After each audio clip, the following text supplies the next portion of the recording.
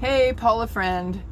Of course, I don't have enough time on the camera, so now I even have less.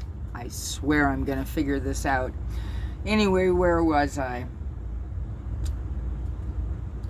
We were talking about how the world treats my God with narcissistic behavior, and they blame him every time they make a bad choice. And so when he follows through and does what he says he's going to do, because he does what he says, you want to blame him when you should know it's coming. But little G Satan has y'all in fear, and the merry band of Democrats, they're all behind that. Boy, they just want to fan this flame of fear. And, I don't know about you, but my God didn't give me a spirit of fear. He gave me a sound mind. And see, these people, they convinced me for most of my life that I didn't have that. And God tells me that I always did. And that they've always been wrong.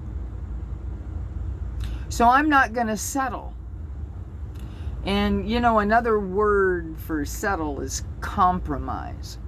So there are things that we just, as Christians, if we're really Christians, if we really love Jesus and work for him,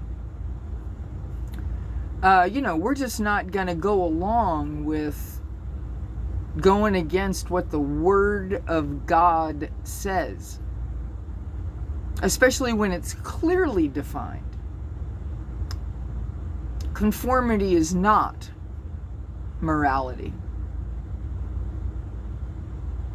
And Jesus may appear like a lamb a lot of the time, but I promise you, he is the Lion of Judah.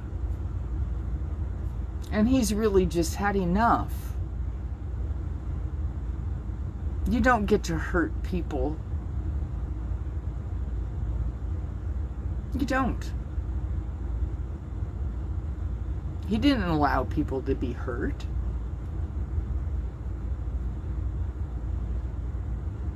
And I don't want you to hurt him, and I don't want you to hurt me, and I don't want you to hurt other people.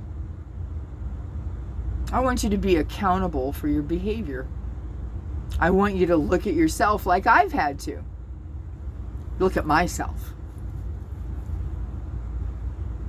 See, nobody wants to understand that, for the better part of the last 25, 30 years, I've spent an hour a week with a stranger justifying my existence and trying to figure out why I was crazy and it was okay for everyone to do these things to me. And that, hey, they really didn't mean to. Well, no.